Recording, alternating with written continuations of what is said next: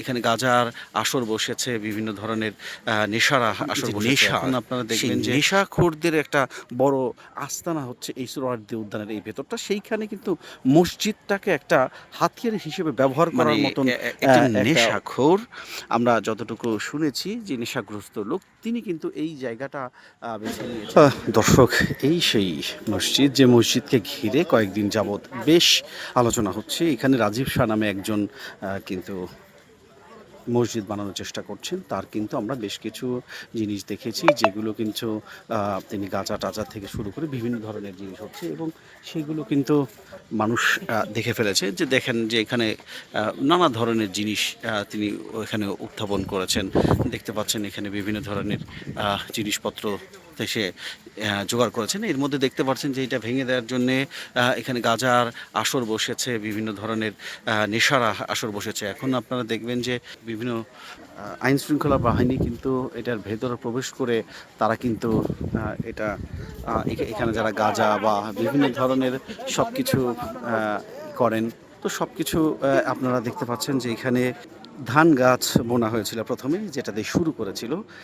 এরপরে আস্তে আস্তে এখানে একটা তাঁবু টানানো হয়। এখন আবার এটাকে মসজিদ বলে তিনি কিন্তু চালিয়ে দেওয়া হয়েছে। তো সব মিলিয়ে এখানে একটা আসর বসানো হয়েছে। এর মধ্যে এই রাজীব শাহ কিন্তু বিভিন্ন ধরনের নেশার সাথে যুক্ত, এবং আপনারা দেখছেন যে কয়েকজন বলছেন যে সে কিন্তু কয়েকজনকে মারধর করেছে। তো সব মিলিয়ে এইখানে একটা যে নেশা, সেই নেশাখোরদের একটা বড় আস্তানা হচ্ছে এই সোহরাওয়ার্দী উদ্যানের এই ভেতরটা। সেইখানে কিন্তু মসজিদটাকে একটা হাতিয়ার হিসেবে ব্যবহার করার মতন একটা উপযুক্ত জিনিস হিসেবে বেছে নিয়েছে বলে অনেকেই মনে করছেন। দর্শক, আমরা দেখতে পাচ্ছি আপনাদের এই বিষয়টা কিন্তু অত্যন্ত স্পর্শকাতর একটি বিষয়। সো সব মিলিয়ে একটা অপ্রীতিকর অবস্থায় মানুষজনের এই বিষয়গুলো মানুষ কিভাবে নেবে। দেখতে পাচ্ছেন ওর এইখানে আস্তানা, এটা কিন্তু ভেঙে দিয়েছেন অলরেডি বিভিন্ন জনের, এবং আমরা অভিযোগ আছে বিভিন্ন মানুষ তাকে কিন্তু টাকা দিচ্ছে এগুলো করার জন্যে।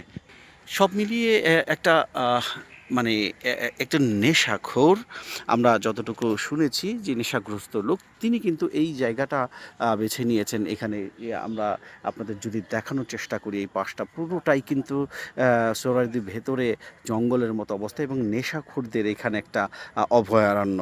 তো আমরা এর আগে যখন আসতাম ডিসি মাসুদের সাথে, তার সাথে কিন্তু আমরা দেখেছি এখানে কি পরিমাণ নেশাখোরদের এখানে আটকানো হতো। দর্শক, এই সব মিলিয়ে একটা অপ্রীতিকর পরিস্থিতিতে এই এই এরিয়ার যে লোকজন আছে তারা বলছেন যে উনি একটা ব্যবসা প্রতিষ্ঠান চালু করার মতন। এর আগে আমরা অনেক আগে যে লাল সালু আমরা পড়েছিলাম, সেই লাল সালুতে যে একটা পরিণতি, সেই দিকে কি যাচ্ছে এটা প্রশ্ন সাধারণ মানুষের। দর্শক, এই ছিল এখনকার মতো। পরবর্তীতে আবার আমরা আপনাদের দেখানোর চেষ্টা করব।